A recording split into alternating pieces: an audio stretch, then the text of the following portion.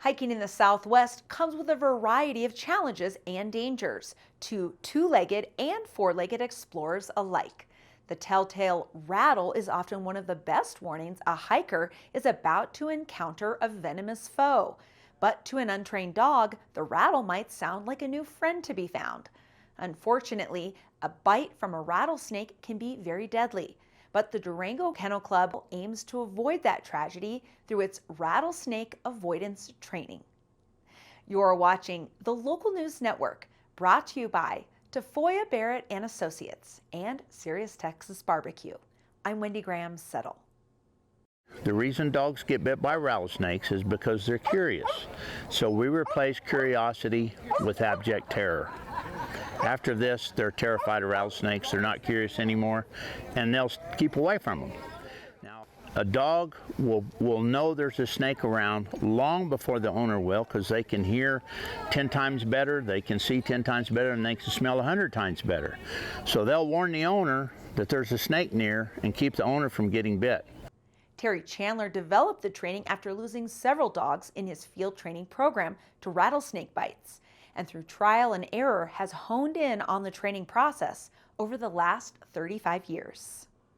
We decided we needed to develop a method to teach our dogs to stay away from rattlesnakes. We tried a lot of different methods. We tried using bull snakes, which doesn't work. We tried putting snakes in cages, which doesn't work. We tried a lot of different methods, and we finally found out the only method that really works is to have the snake out in the open in a natural setting and let the dog walk up to it just like it would if you were out hunting or out in the desert. The process is deceptively simple. Despite the live snake, which is defanged before the training starts to ensure no accidents occur, Chandler has the owner and dog approach the snake.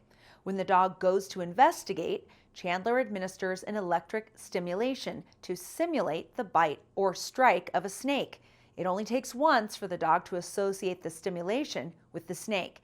And it is so effective that dogs returning to the training years after will still know to avoid the snake.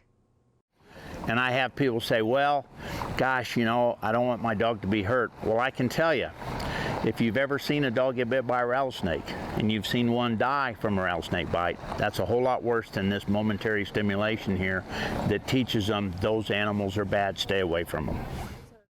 Once each dog has been introduced to the snake and felt the strike, Chandler and his granddaughter, who handles the snake, relocate and have each owner and dog pair reapproach the snake without the e-collar. Without fail, each dog noticed the snake through either sight, sound, or smell before the pair got within strike distance. Chandler instructs the owners to see how the dog reacts, as the dog will in the future react the same way, warning the owner of the possible danger before the encounter can even occur. Any type of avoidance training like this should be done under the guidance of an experienced trainer like Chandler, who is a certified snake handler and experienced dog trainer. Durango Kennel Club plans to continue offering the avoidance training with a tentative date for next spring and the regular clinic next fall.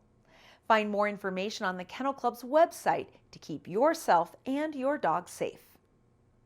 Find more information about this and other stories at durangolocal.news. Thank you for watching this edition of the Local News Network. I'm Wendy Graham Settle.